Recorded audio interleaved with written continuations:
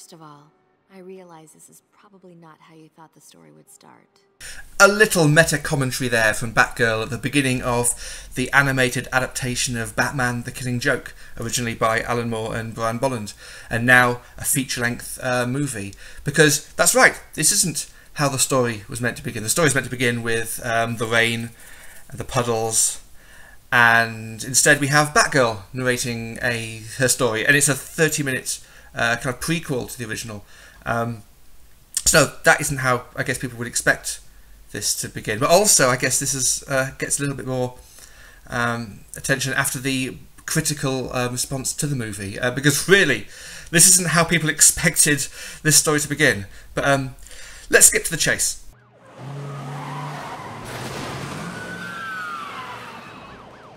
We've got to lose the truck. Let's lose the cops instead, okay? So lights, camera, action, and the first sign from what I think is a really dodgy British accent. Let's see some more. This is going to be a night to remember. Freaking A. Do you think this A stands for France? Well, in this case it does. Paris, France, local hoodlum, and fellow who's decided that Batgirl is his love interest and also nemesis. And ooh, isn't that a bit freaky? It's all very Batman, Catwoman, I guess. But yeah, Batgirl has someone else in her mind. And yeah. It just so happens I'm involved with someone. Sort of. Kind of. That's serious, huh? But first, let's see if Brian Exposition here can help with a little bit of a foreshadowing. What are you doing? My dad's department has been setting up city cams. I've been helping with the program. It's amazing. You can view half of Gotham from your computer. See, I like that. I thought that was quite clever, setting up the Oracle stuff nice and early, integrating what became a DC editorial afterthought into the actual structure of the story. And that's the kind of thing I think we were expecting.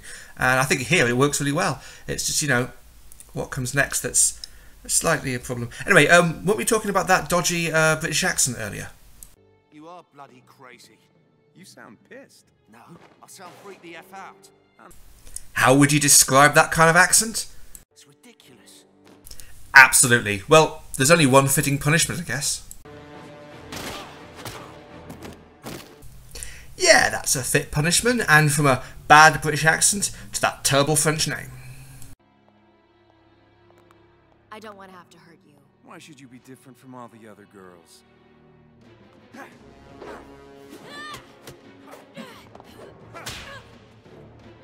And of course, it doesn't all go that well, and Batman is angry himself. Either, you know, he's being patriarchal and protective, or he's jealous. Don't go near him without me, Excuse me? no matter what. We're not exactly attached to the hip. Yeah, well, you shouldn't be. You're seeing a guy, but not really dating. Right. In a yoga class. Basically. Actually, the yoga reference is really interesting considering this is a Killing Joke. We'll get back to that in a minute. But can we get some clarification here about the relationship between Batgirl and Batman? There's no sex. God, no. Funny how that's everybody else's reaction. And you're into him because... Because of the yoga. The yoga. But for now, can we get a bit more of that Brian Azzarello dialogue that he is world famous for? And they say the gay scene is complicated. What? And I haven't heard that really bad British accent for a while. If I may inquire, what in fact happened to Mr. Renfield in Transylvania? No, not that one. The constable's responsible. Now how does that sound? Not that one. Here you go, ladies. Added token of our appreciation. There we go. Now, back to Batman and Batgirl. What's his problem again? He doesn't know you. He's objectified you. Yeah, because Batman's never going to do that. Any more foreshadowing to throw at us? It's still a game for you. It's still a thrill. You haven't been taken to the edge yet. The edge of what? The abyss. Time for a little bit more of that agency we were talking about before? This isn't about me. It's about us. It's about you getting protective and sitting in judgment. I won't have it. Which would be a lot more effective if we didn't already know what was going to happen in the Killing Joke, which basically proves Batman right. So anyway, there's only one solution. It has to be fisticuffs.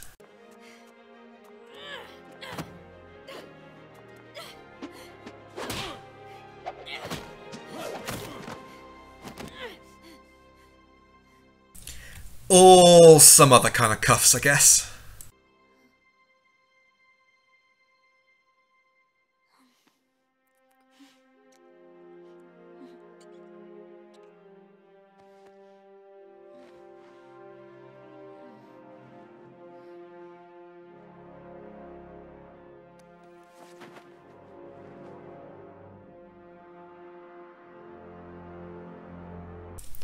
And they're letting the gargoyle watch. What a stone pervert.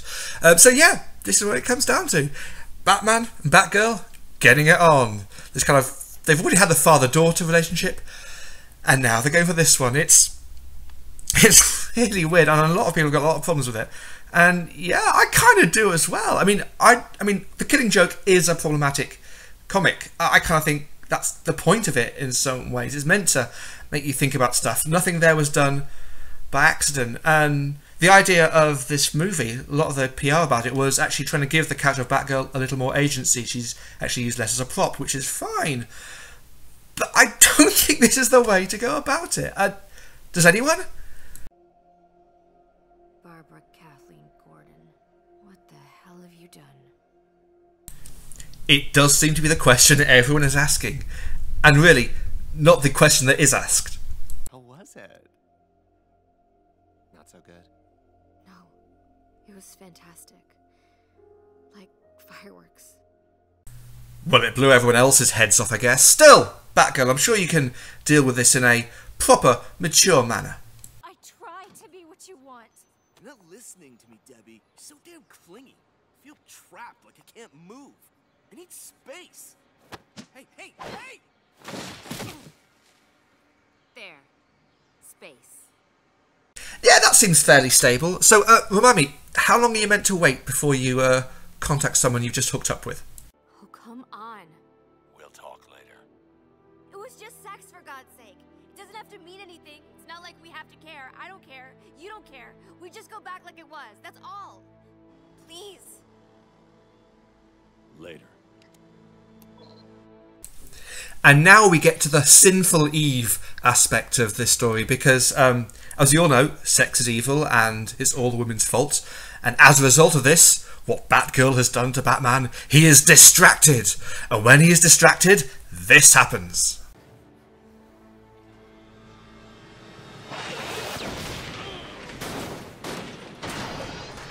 Well, I guess that's like fireworks too.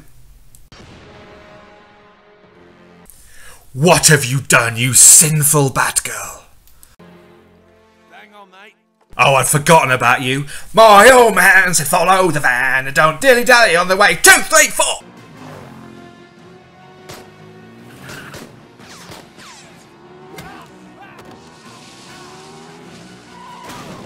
And Batgirl gets her revenge. She gets her agency. She takes it out. You ruined everything.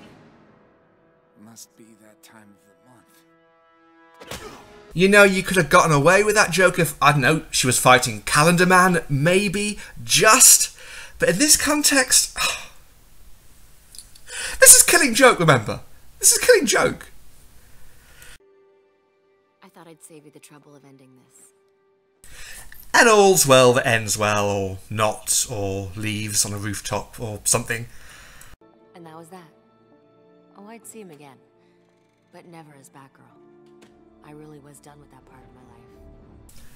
And now it's time for the main attraction, the feature presentation, Batman the Killing Joke. Maybe you should come into this about half an hour in, so you don't have to have any of that kind of messing with your head, because this is how it's meant to begin. The rain.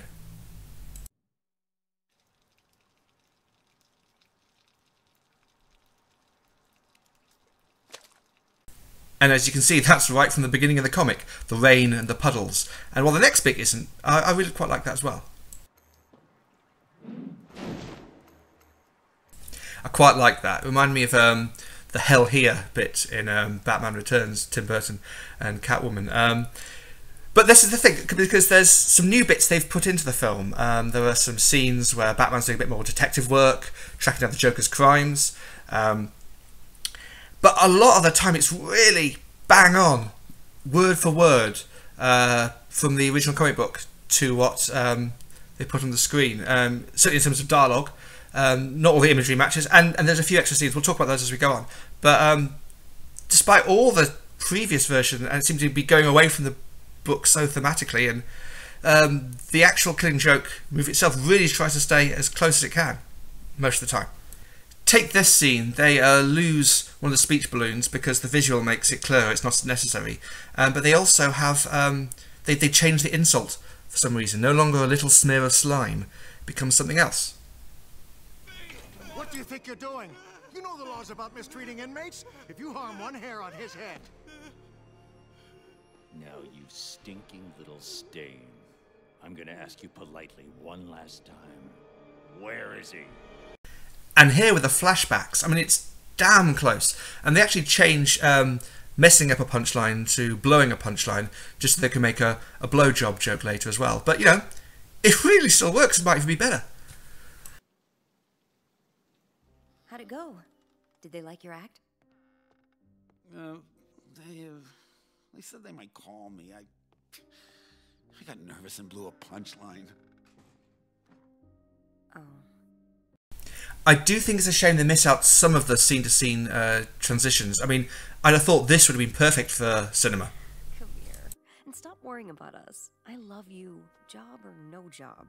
You're good in the sack, and you make me laugh. Let me tell you something. Just compare this panel with what comes next. I mean, have you seen a more accurate transition from the page to the screen before? I hate this. Whenever we jail him, I pray, please God, just keep him there. And then when he escapes, it's, please don't let him do something too awful this time. I hate it. But here, do you remember that a reference to yoga before? Well, here, Colleen coming from the yoga class, that might mean something else. So it's one of those little changes they have to make because of the original half hour. There's not many, but there are a couple. That must be Colleen. She's early. We're gonna work out. You'll have to entertain her while I get ready. Heh. Look at this one. First time they met. He was just robbing banks then, you remember? There's also been a lot of praise for Mark Hamill as the Joker, and I think it's fully deserved. I mean, look at this scene here. One of those classic phrases from the Joker. Hear how he says it. It's just as creepy as when you first read it in the comic. Barbara! I wouldn't worry yet if I were you. It's just a psychological manifestation, common among librarians. She thinks she's a coffee table edition, though I... And because the dialogue stays so close to the original, when they do make changes, I really want to know why. I mentioned the yoga class thing here, but Colleen Reese becomes Colleen Miles. Why? Some woman found Miss Gordon. Name of Colleen Miles. She found the victim in a state of undress. Undress? And we get a whole new section in the Joker's amusement arcade with Gordon in some kind of mock trial situation, just so they can start to bring up the by the book sequence a little bit earlier. It does, again, feel like padding.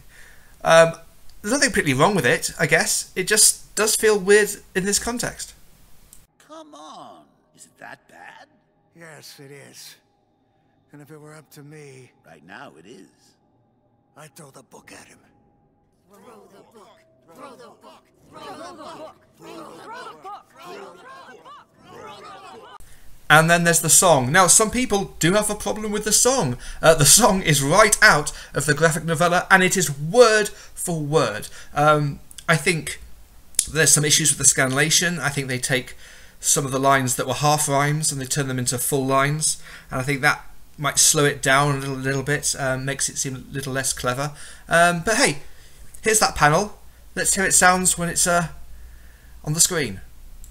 When the world is full of care, and every headline screams despair, when all is rape, starvation, war, and life is vile. And it's been said that comics beats film because the reader can choose their own pace to engage with the story. Sometimes you probably don't want them to choose their own pace, and scenes like this, the film could just move straight on and quick. If you hurt inside, get certified, and if life should treat you bad. There's one more additional scene that I really enjoy, and I think Alan and Brian probably missed a trick here, because in the original we never actually get to see what happens to Joker's carnies, the members of the carnival. Here we do. Batman fights them, and I think it really works.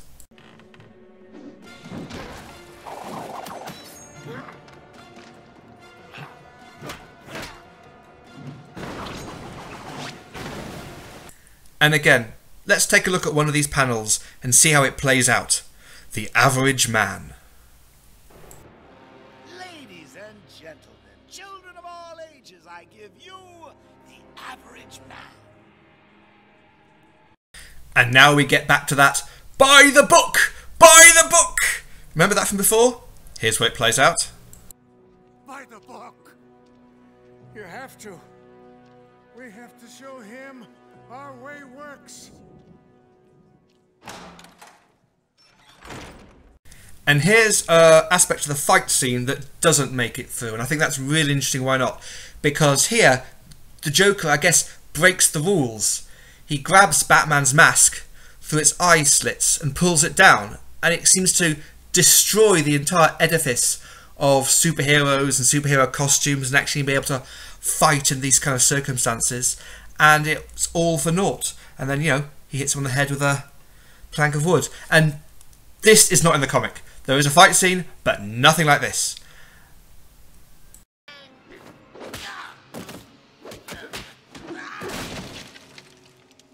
And then there's that final page, and it is ambiguous in the film as it is in the comic book. Does the Batman kill the Joker? Does the Joker kill Batman? Does the game continue anew? That's left open-ended. They do miss out the siren scream of the police, the ambulances, that takes over from the laughter.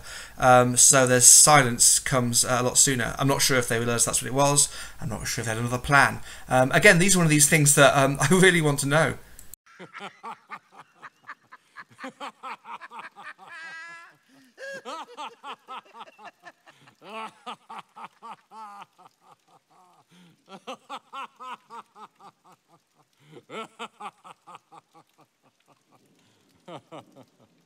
There is one more ending which ties into the previous story, and the bits of that I actually really quite liked and I thought worked for the character.